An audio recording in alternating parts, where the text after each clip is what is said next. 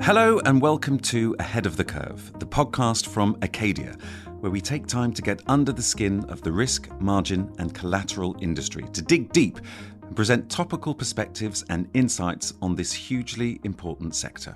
Now, in this episode of Ahead of the Curve, things are going to get a little complex.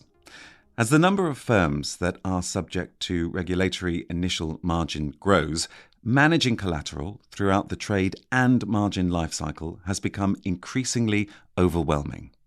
Uncleared Margin Rules, or UMR regulations, around collateral sufficiency, including concentration limits and wrong-way risk, which can differ by jurisdiction, have exposed weaknesses in many firms' existing processes, and that's affecting risk management and operational efficiency. The higher number of firms in scope for UMR, the volume of custodians globally, and the growth in collateral platforms and service providers only increases the complexity of the issue.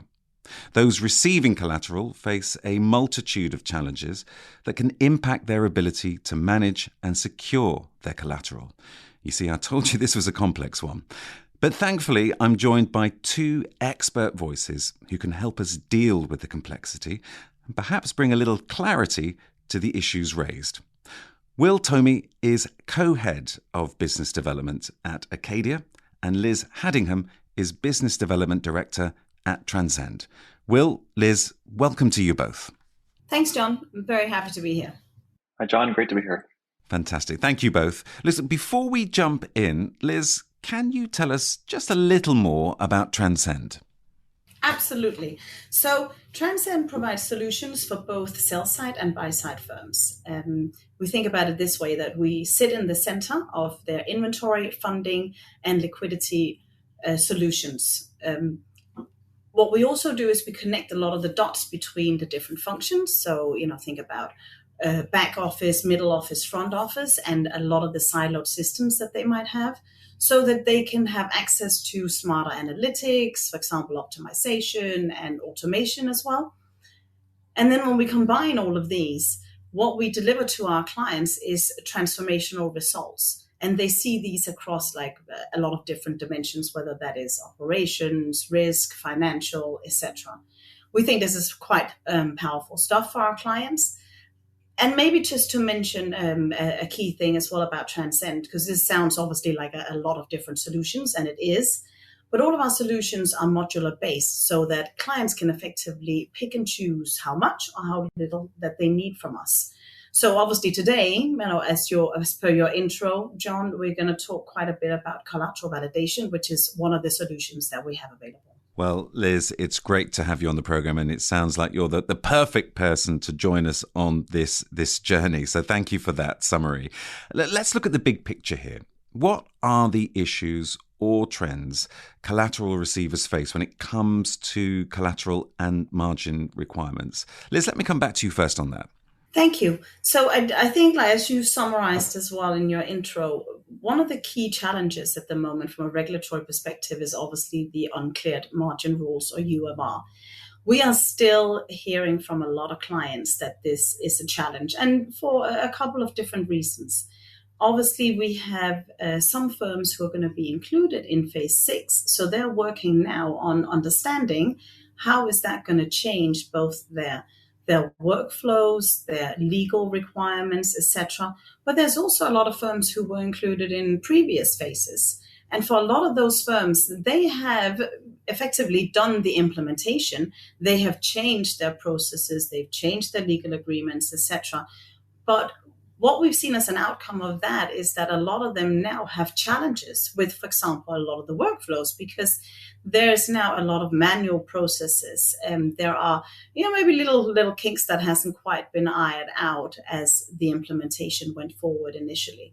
So I would say that is still a key topic. And I know we've been talking about UMR for quite some time. We're still going to be talking about it for a little while longer. But I would say that's a key thing that we're hearing from a lot of our clients. Thank you, Lis. And Will, let me bring you in, Will, from Acadia. What would you add to that?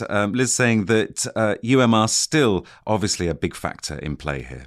It is certainly a big factor. I think some of us might be a little bit numb to talking about it, but we're getting towards the end of the implementation of all of the different phases. I think the important part to think about here is as we get deeper into uncleared margin rules, we're bringing in a more diverse set of institutions into the fold. And those institutions are going to have their own preferences in the forms of collateral, the type of collateral they want to use, they might have readily available. That of course comes into play around eligibility schedules and other complexity, but then also the custodians they prefer to use as well. And so there just becomes, as you already mentioned, kind of a more complicated universe as we go further into the different phases of uncleared margin rules. Well, let's build on this a little bit more. Talk to me about those complexities and challenges and how they're impacting the market today. How the industry, from utilities to custodians to technology providers, are addressing these challenges, both for UMR, Uncleared Margin Rules, and beyond. Liz, let me come to you on that. Will talks about a diverse set of institutions that are just changing the picture here. What are we seeing here? Yeah, I think that has some specific challenges for a lot of institutions. Obviously, like Will said, this is a new process and this is a new complexity for those institutions. They may not have been used to posting margin in this, like let's just say, at this scale or frequency previously. So one of the things that I would say that we're hearing quite a lot about is the complexity that they're seeing in schedules. So we're seeing a clear trend in the industry towards more complex collateral schedules. And that drives a lot of challenges, for example, from an operational perspective. One thing is often we see there's a disconnect between what is negotiated within, like this to say, within a CSA agreement versus what is actually, how is that supported in the real world from an operational perspective. These could be new collateral types. There could be, additional concentration limits that are applied as well. These are all challenges that requires, let's just say, like a strong workflow. They require a good platform that has flexibility as well to be able to handle all of that, so that you don't end up with all of these manual processes, because that's really what I think everybody's trying to avoid. If you end up with a lot of manual processes, it's going to be time consuming. It is not scalable. It just becomes a big pain. Thank you, Liz.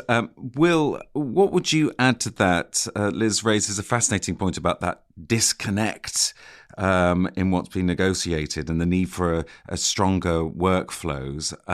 What would you add to that?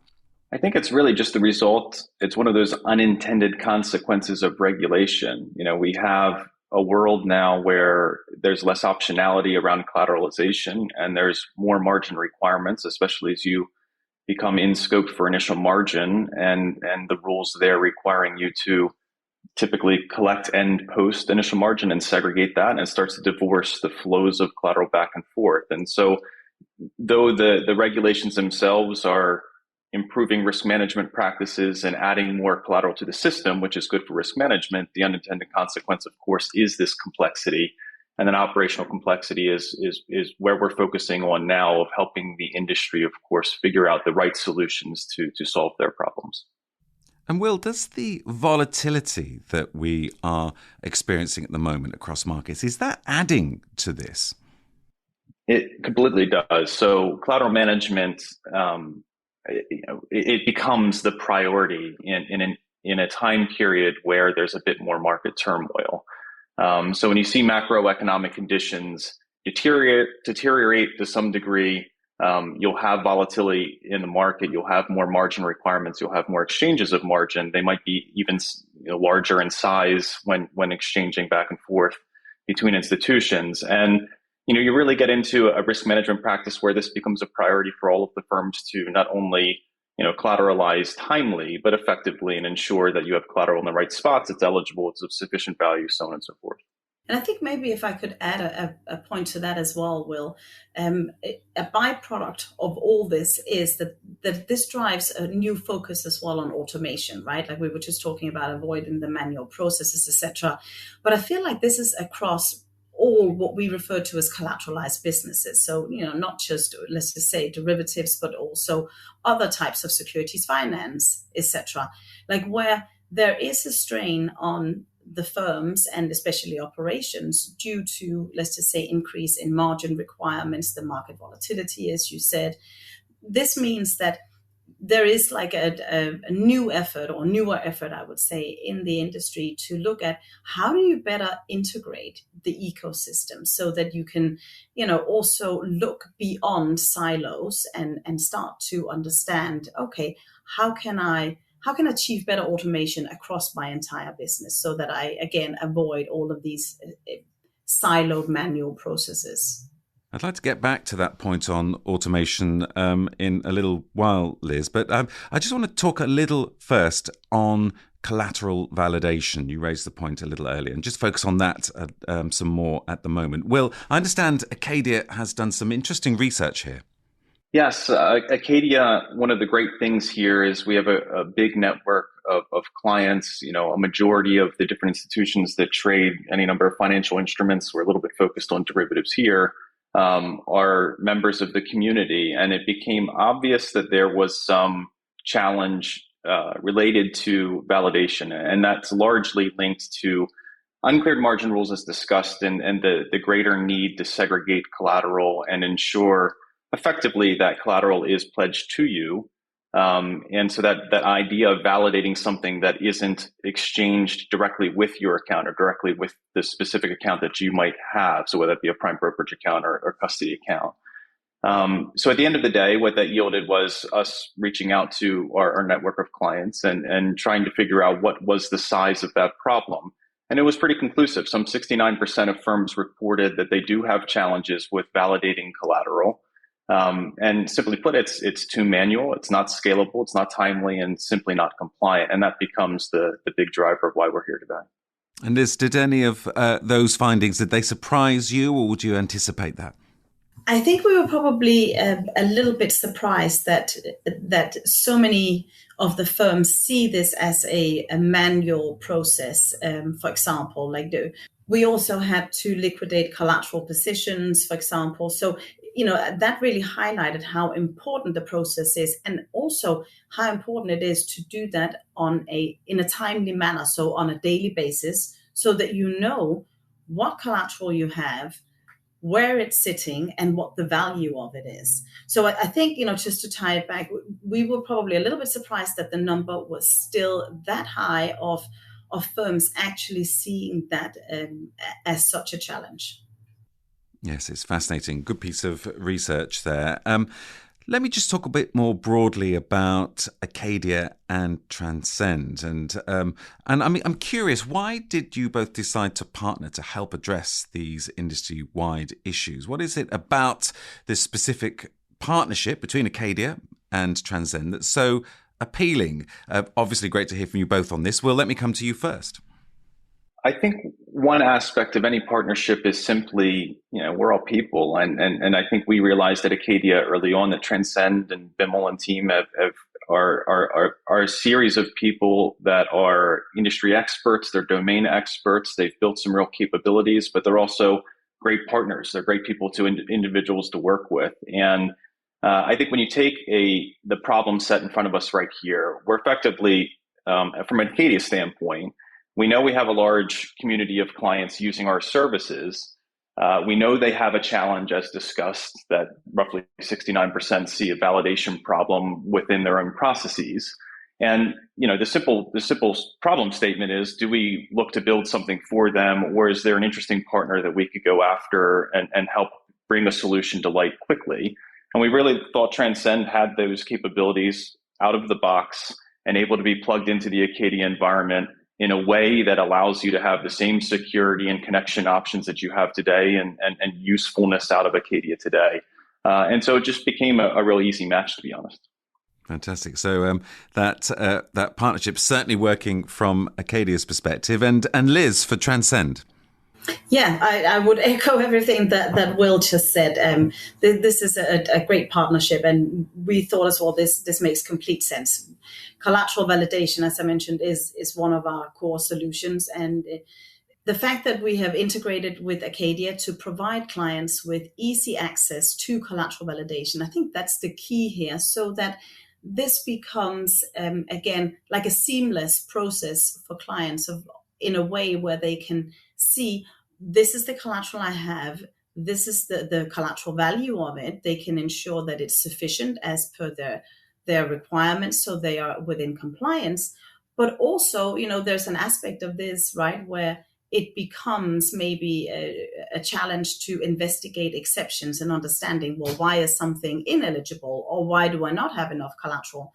So that was a really important part of the workflow as well. So from our perspective, we were really excited to be able to leverage all of the functionality and the features that we have within Transcend with Acadia's workflow process, etc., and the collateral products they have, to bring this to clients in a seamless manner.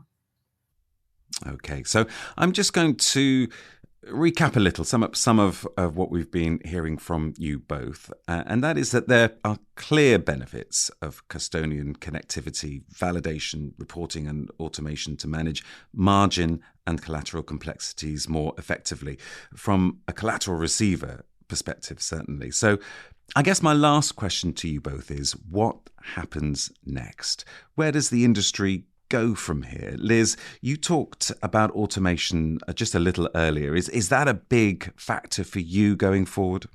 It definitely is.